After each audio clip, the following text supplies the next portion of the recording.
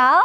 Kembali lagi dengan anak kandang Polbang Tanyema bersama saya Fitria Salfaiha alias Wawa pada episode kali ini. Nah, saat ini Wawa udah ada di depan kandang unggas dari kampus Polbang Tanyema.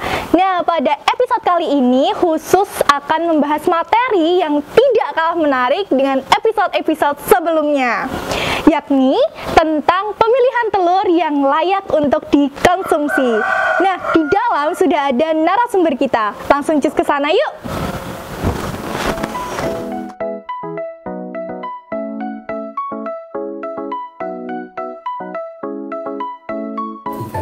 Halo, nah jadi pada episode kali ini saya sudah bersama dengan narasumber hebat kita, yakni Ibu Dewi. Nah, mungkin bisa disapa dulu Bu Sobat Kandang. Halo. Nah, jadi Sobat, hari ini atau episode kali ini Ibu Dewi akan menjelaskan mengenai pemilihan telur yang baik untuk ditetaskan. Mungkin Bu bisa dijelaskan nggak sih Bu perbedaan dari telur tetas sama telur konsumsi gitu Bu, biar Sobat tuh pada tahu gitu. Jadi untuk telur tetas maupun telur konsumsi ini tuh sebenarnya nggak ada perbedaan ya. Jadi sama aja, kalau kita lihat dari luar itu ya sama aja, cuman bedanya kalau telur tetas itu adalah telur yang dibuahi. Jadi gitu. Ada perkawinan antara pejantan dan indukannya, terus kemudian menghasilkan telur, dan di dalam telurnya itu ada keping germinalnya yang nanti akan menjadi bakal embrio. Jadi kalau telur konsumsi itu yang tidak terjadi perkawinan itu dia tidak akan menetas. Oh begitu. Ya, jadi kalau telur tetas itu nanti bisa ditetaskan. Oh, berarti tidak ada perbedaan dari tampilan eksteriornya ya Bu ya? Sama aja. Gitu. Nah, mungkin lanjut nih terkait ciri-ciri dari telur tetas itu seperti apa sih Bu? Ciri-ciri dari telur tetas yang baik ya. Jadi mungkin kita bahas dari yang tidak layak tetas dulu ya. Jadi kalau yang tidak layak tetas itu ada sekitar 8 kalau nggak 9 kriteria terkait dengan kondisi telur tersebut. Yang pertama itu adalah dia small. Apa itu Bu? Atau dia itu telur dengan kategori yang kecil. Jadi telur yang kecil itu ini pembahasannya secara umum ya, karena nanti setiap umur ternak itu nanti kriterianya itu akan beda-beda. Jadi yang masuk dalam kategori small itu adalah di bawah dari 45 gram. Terus yang kedua itu adalah telur jumbo atau yang telur dia besar atau lebih dari 70 gram gitu. Terus kemudian yang kriteria jumbo ini juga dia mempunyai double yolk atau dia itu punya kuning telurnya 2. Oh, ada 2. Ya, jadi kalau kita pas buka telur terus kuningnya ada 2 itu dia tidak layak ditetaskan. Dia tidak akan bisa menetas. Terus yang ketiga itu adalah crack atau retak. Jadi retak itu di dalam cangkang telurnya itu dia seperti ada garis-garis retak gitu. Terus kemudian yang keempat itu adalah kotor. Kotor ini bisa karena kontaminasi. Terus kemudian juga bisa karena terkena liter yang basah. Terus kemudian kotoran ternak, terus darah. Selain itu juga bisa dari kuning telur dari pecahan telur yang lain. Jadi misalkan ada telur yang pecah gitu, terus dia mengotori telur yang lain gitu. Terus kemudian ada berapa tadi ya, Wak ya? Ada 8 nggak sih Bu? Udah berapa ya tadi ya? Berapa ya? 4, kalau salah 4. Terus kemudian ada yang damage. Atau telur tersebut itu pecah gitu. Jadi cangkangnya itu pecah. Oh, berarti udah bener-bener nggak berbentuk ya Bu ya? Terus selanjutnya itu telur yang tupans atau dia terkena kaki ayamnya, jadi dia bolong, atau mungkin dia dipatuk. Ya, betul itu. Terus kemudian terlalu lonjong atau terlalu bulat.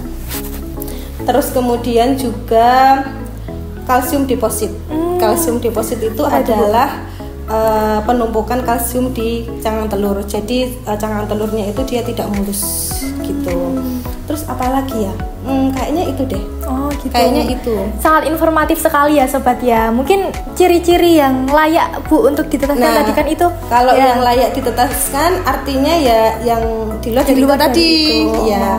Berarti kan yang bersih. Terus tadi yang tidak layak itu ada terkait dengan kerabang. Kerabangnya itu tidak lunak atau dia tidak tipis. Jadi berarti yang layak ditetaskan itu adalah yang tidak kotor, tidak lunak atau tidak tipis, bersih ya. Terus tidak retak, tidak pecah. Jadi dia harus kondisinya bersih dan dia oval, bentuknya itu oval gitu. Terus kemudian juga bobotnya itu sesuai dengan kriteria. Yang berapa itu Bu? Kalau tadi kan yang small kurang dari 45. Kalau yang lebih dari kalau yang besar itu lebih dari 70. Nah, itu tapi itu tergantung dari ternaknya ya. Kalau ayam ras itu kan tadi 45 sampai 70, tapi ayam kampung pasti lebih kecil. Begitu. Apalagi puyuh pasti lebih kecil lagi. Jadi tergantung dari ternaknya gitu. Oh gitu. Nah, berikutnya mungkin terkait apa sih Bu yang istilahnya itu menjadi patokan kualitas dari telur tetas tersebut gitu? Yang mempengaruhi ya? Iya betul. Yang mempengaruhi kualitas telur tetas itu yang pertama itu tentunya genetik. Jadi genetik indukan itu nanti akan berpengaruh gitu.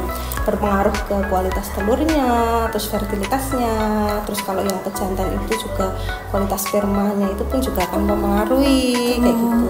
Terus kemudian terkait dengan kesehatannya, pakan pun juga mempengaruhi. Jadi kita harus memberi pakan itu sesuai dengan kebutuhan nutrisinya. Kalau kekurangan ya pasti juga nanti kualitas telurnya akan jelek gitu.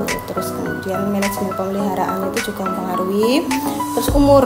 Oh gitu. Umur juga berpengaruh. Jadi biasanya kalau umur muda itu telurnya itu masih kecil-kecil. Terus nanti kalau udah umur tua itu telurnya lebih besar dan kondisi kerabangnya pun berbeda kayak gitu. Selain itu juga terkait dengan penyimpanan. Jadi selama penyimpanan pun juga kan berpengaruh terhadap kualitasnya. Memangnya untuk penyimpanan itu ada rentang waktu tertentu nggak sih Bu? Batasnya berapa gitu untuk penyimpanan? Kalau telur tetas tentu ada. Jadi kalau telur tetas itu idealnya itu 3-7 hari. Oh begitu.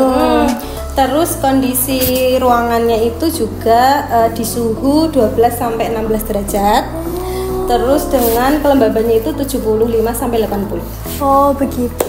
Tuh iya. Jadi dan cara penyimpanannya pun juga ada kriterianya tuh. Selain tadi suhu, terus tadi kelembaban sama harus berapa lama, itu juga terkait dengan teknis penempatannya pun juga ada.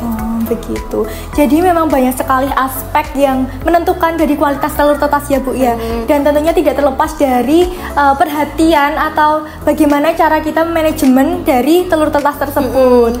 Nah mungkin itu saja yang dapat Bu Dewi sampaikan pada episode kali ini terkait pemilihan telur tetas yang baik.